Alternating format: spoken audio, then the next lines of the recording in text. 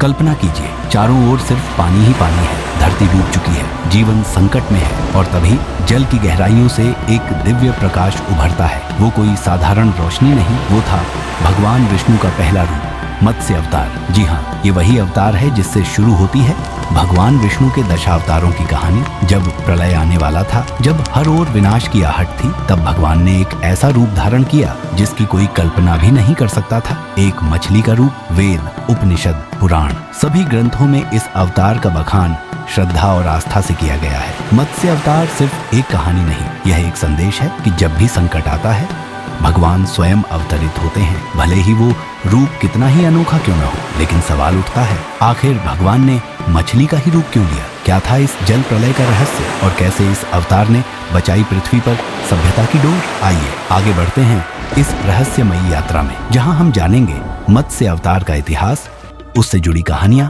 प्रतीकों का महत्व और वे मंदिर जहां आज भी गूंजती हैं इस अवतार की गाथाएं। और अब जानते हैं उस दिव्य मछली की रहस्यमयी कहानी, जिसका जिक्र सबसे पहले ऋग्वेद में मिलता है। राजा मनु, जो अग्नि देवता के सम्मान में वैदिक यज्ञ कर रहे थे, उसी समय एक अजीब घटना घटित होती है। यज्ञ की जपमाला के बीच एक छोटी सी मछली राजा मनु के हाथों में आ जाती है। मनु ने जब उस छोटी सी मछली को देखा तो उन्हें उस पर करुणा आ गई। वे उसे अपने यज्ञ के पास रखे एक छोटे से पात्र में ले आए ताकि उसकी रक्षा कर सकें। लेकिन चमत्कार तब हुआ जब वह मछली देखते ही देखते तेजी से बढ़ने लगी। कुछ ही समय में वह पात्र उसके लिए छोटा पड़ गया। राजा मनु ने सोचा कि उसे थोड़ा और स्थान चाहिए, तो उन्होंने उसे एक बड़े पात्र में रख दिया। लेकिन वह वहां भी अधिक देर टिक न सकी। उसकी गति और आकार में इतनी तीव्रता थी कि मनु को बार बार उसके लिए नया स्थान खोजना पड़ रहा था। मछली के आकार को देखते हुए मनु ने उसे एक तालाब में छोड़ दिया। सोचा कि यहाँ वह आराम से रह सकेगी, परंतु मछली वहां भी बढ़ती रही, मानो उसके भीतर कोई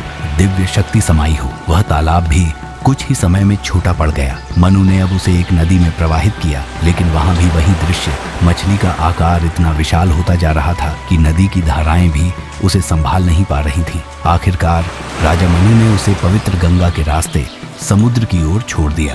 समुद्र ही वह स्थान था जो उसके लगातार बढ़ते आकार को समेट सकता था। जैसे ही वह समुद्र में पहुंची, मछली ने अपना विराट रूप धारण कर लिया। अब वह कोई सामान्य जलजीव नहीं, बल्कि एक दिव्य प्राणी थी, स्वयं भगवान विष्णु के मत्स्य अवतार। वह मछली राजा मनु से बोली, राजन, मैं तुम्हारी परीक्षा ले रहा था। शीघ्र ही प्रलय आने वाला है, तुम्हें एक महान कार्य के लिए तैयार रहना होगा, मानवता को बचाने का कार्य। और तभी मछली चेतावनी देती है कि प्रलय निकट है, एक मजबूत जहाज बनाओ, उसमें हर जीव की एक एक जोड़ी को साथ लो। जब जल चारों ओर फैल जाएगा, मैं उस जहाज को मार्ग दिखाऊंगी। जल प्रलय आता है, समूची धरती जल में डूब जाती है, लेकिन मनु का जहाज तैर रहा होता है और मछली उसे खींच रही होती है। आखिर में वह मछली अपने असली रूप में प्रकट होती है। वो कोई और नहीं बल्कि स्वयं विष्णु थे। वे मनु को सौंपते हैं एक महान जिम्मेदारी, तुम सृष्टि को फिर से शुरू करोगे, यही से होगा जीवन का नया आरंभ। लेकिन मत्स्य अवतार की यह कथा यहीं खत्म नहीं होती। असल में मत्स्य पुराण, जो 18 प्रमुख पुराणों में से एक है,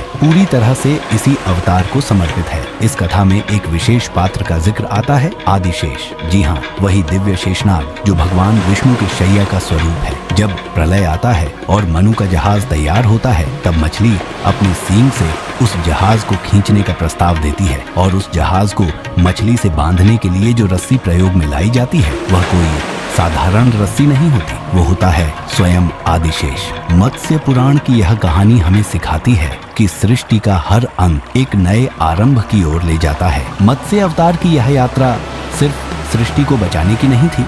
भागवत पुराण में यह कथा और भी समृद्ध रूप में सामने आती है, जहाँ सामने आता है एक और भयावह संकट, ज्ञान की चोरी। एक राक्षस था हयग्रीव। जब ब्रह्मा ध्यान में लीन होकर योग निद्रा में थे, तब हयग्रीव ने वेदों की चोरी कर ली। वो प्राचीन ज्ञान जो सृष्टि का संतुलन बनाए रखता है, अब उस राक्षस के हाथों में था। और तब भगवान विष्णु ने मत्स्य अवतार लिया। इस बार केवल जीवन की नहीं, बल्कि ज्ञान की रक्षा के लिए। इस बार वे प्रकट होते हैं दक्षिण भारत के राजा सत्यव्रत के समक्ष। राजा वैगई नदी के किनारे अंजलि में जल अर्पण कर रहे थे। तभी उनकी हथेली में एक छोटी सी सुनहरी मछली तैरती हुई आ जाती है। वही कथा जो हमने मनु के साथ सुनी थी, अब सत्यव्रत के साथ दोहराई जाती है। मछली बढ़ती जाती है, पात्र से तालाब, तालाब से नदी और अंततः समुद्र। राजा समझ जाते हैं ये कोई साधारण मछली नहीं, स्वयं भगवान विष्णु है। 7 दिनों में प्रलय आएगा, एक नाव बनाओ। हर प्रजाति के जीव जंतु और ज्ञानी ऋषियों को साथ लो। जब प्रलय आता है, नाव गहराइयों में तैरती है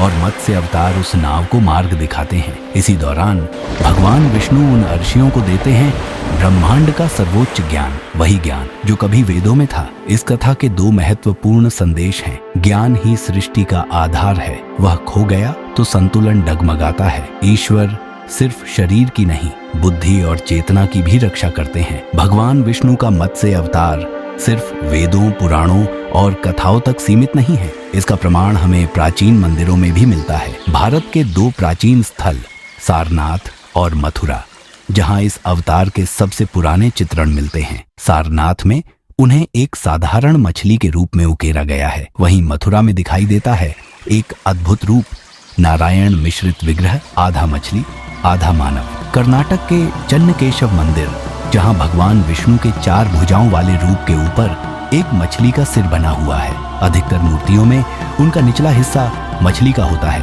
ऊपर चक्र, शंख, गदा और पद्म से सुसज्जित विष्णु का रूप। कभी वो राक्षसों से युद्ध करते दिखते हैं और कभी ऋषियों के बीच शांत ज्ञान देने वाले रूप में। मत्स्य अवतार की ये छवियां सिर्फ धार्मिक प्रतीक नहीं है, ये हमारे विश्वास की प्रतिमाएं, हमारी कला की आत्मा और इतिहास की चेतना है। केरल प्रकृति की गोद में बसा एक राज्य, जहां संस्कृति और श्रद्धा आज भी गहराई से बहती है। यहाँ स्थित हैं भगवान विष्णु के मछली स्वरूप मत्स्य अवतार के कुछ दुर्लभ और प्राचीन मंदिर। वायनाड का श्री मत्स्य अवतार महाविष्णु मंदिर, कोझिकोड का मूतली श्री महाविष्णु मंदिर और पेरुमीनापुरम विष्णु मंदिर। ये सब मंदिर उस अवतार की याद दिलाते हैं जब भगवान ने सृष्टि की रक्षा के लिए मछली का रूप लिया था।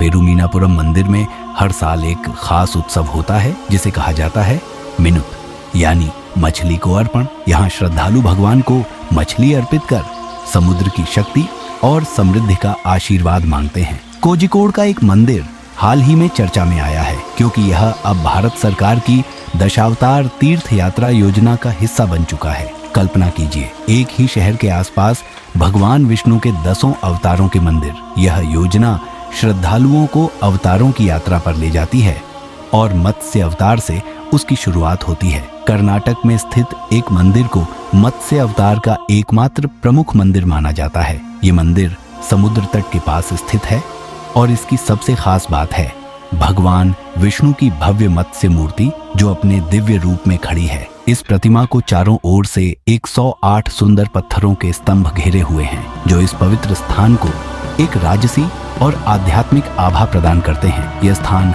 न केवल धार्मिक आस्था का केंद्र है, बल्कि वास्तुकला का भी एक अद्भुत उदाहरण है। अब चलते हैं नेपाल, जहां स्थित है माछे नारायण मंदिर, जिसे मत्स्य नारायण मंदिर भी कहा जाता है। यह मंदिर एक तालाब के बीचों बीच स्थित है और यहाँ भगवान विष्णु के पहले अवतार मत्स्य रूप की पूजा की जाती है। ये मंदिर एक शांत और आध्यात्मिक वातावरण में बसा है, जो लोगों को प्रकृति और ईश्वर के निकट ले जाता है। एक और महत्वपूर्ण लेकिन आज लुप्त हो चुका मंदिर था श्रीलंका में। इस मंदिर का उल्लेख मिलता है कचियापार द्वारा लिखित कंडा पुराण में। वहाँ इसे मत्स्य नारायण मंदिर के नाम से जाना जाता था। समय के साथ यह मंदिर नष्ट हो गया, लेकिन उसके ऐतिहासिक और धार्मिक महत्व को शास्त्रों में आज भी याद किया जाता है। इन मंदिरों से यह साफ होता है कि भले ही मत्स्य अवतार का चित्रण और पूजा व्यापक न हो, लेकिन जहाँ भी उनके मंदिर हैं, वहाँ वो एक अद्वितीय आध्यात्मिक ऊर्जा और प्राचीन इतिहास की गहराई लिए हुए हैं। तो अगर आप कभी